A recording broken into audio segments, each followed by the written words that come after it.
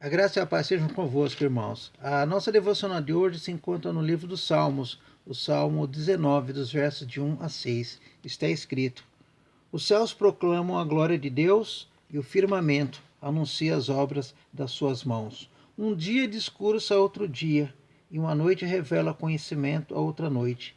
Não há linguagem, nem há palavras, e deles não se ouve nenhum som. No entanto, por toda a terra se faz ouvir a sua voz, e as suas palavras até os confins do mundo. O qual, como noivo que sai dos seus aposentos, se regozija como herói a percorrer o seu caminho. Principia numa extremidade dos céus e até a outra vai o seu percurso, e nada refoge o seu calor. Vendo uma obra de Monet, Van Gogh ou Renoir, dá para nós termos uma ideia do gosto, da cultura e da inteligência do seu autor. Assim também as obras da criação, ao olharmos para o firmamento, numa noite sem nuvem, numa noite estrelada, dá para nós termos uma ideia dos atributos do Deus invisível. É o que o salmista sentia ao escrever o Salmo 19. Os céus proclamam a glória de Deus e o firmamento anuncia as obras das suas mãos. Deus pôs no coração do homem o desejo de conhecê-lo, e ele mesmo deu os meios necessários para que o homem fizesse isso. Deus tem nos dado uma revelação. Deus se dá a conhecer por intermédio de uma revelação geral ou natural, ou uma revelação específica ou especial. A chamada revelação geral são as obras da criação, a história dos hebreus e também as Sagradas Escrituras. E a revelação especial é o seu próprio Filho, o Senhor Jesus. O apóstolo Paulo, escrevendo aos Colossenses, diz que Jesus é a imagem visível do Deus invisível. E João, no seu Evangelho, no primeiro capítulo, no verso 14, diz que o Verbo se fez carne e habitou entre nós, cheio de graça e de verdade. E nós vimos a sua glória como a glória do unigênito do Pai.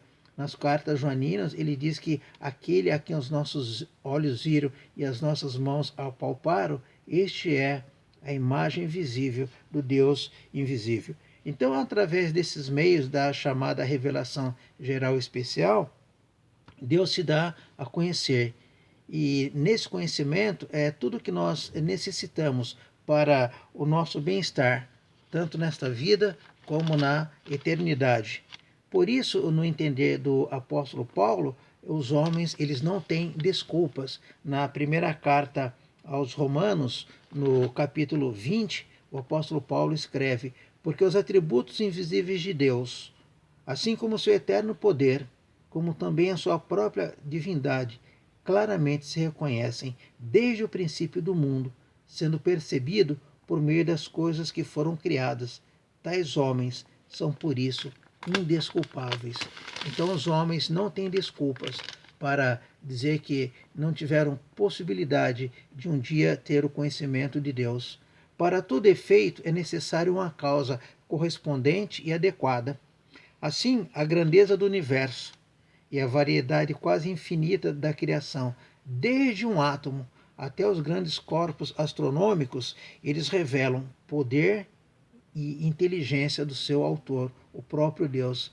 A criação, a natureza, o homem não são frutos do acaso, mas são realizações de um Deus inteligente, um ser que detém poder sobre todas as coisas. Portanto, nós podemos induzir que Deus deseja de cada um de nós uma resposta à sua revelação. Deus nos dá os olhos para podermos vê-lo, Deus nos dá uma mente para nós podermos conhecê-lo, Deus nos dá um coração para nós crermos nele. Então a pergunta que se faz é: que lugar Deus ocupa na nossa vida?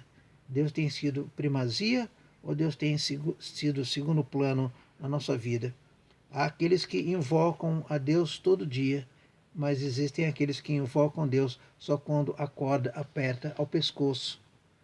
O profeta Isaías, no capítulo 55, no versículo 6, o profeta Isaías ele faz um apelo. Ele nos desafia no verso 6 do capítulo 55. Buscai o Senhor enquanto se pode achar, invocai-o enquanto Deus está perto.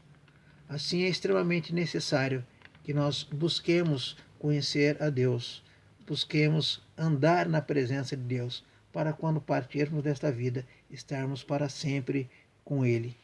Deus deseja o nosso bem-estar, Deus deseja o melhor de nós, por isso Ele tem nos dado a conhecê-lo e conhecer a Sua palavra. Que o Seu Espírito, que é o nosso instrutor, dê a nós essa disposição no coração de cada dia conhecê-lo, de cada dia andar na sua presença. Que Deus assim possa nos abençoar e guiar pela jornada que se chama vida. A Ele toda a glória. Nós nos vemos na nossa próxima devocional.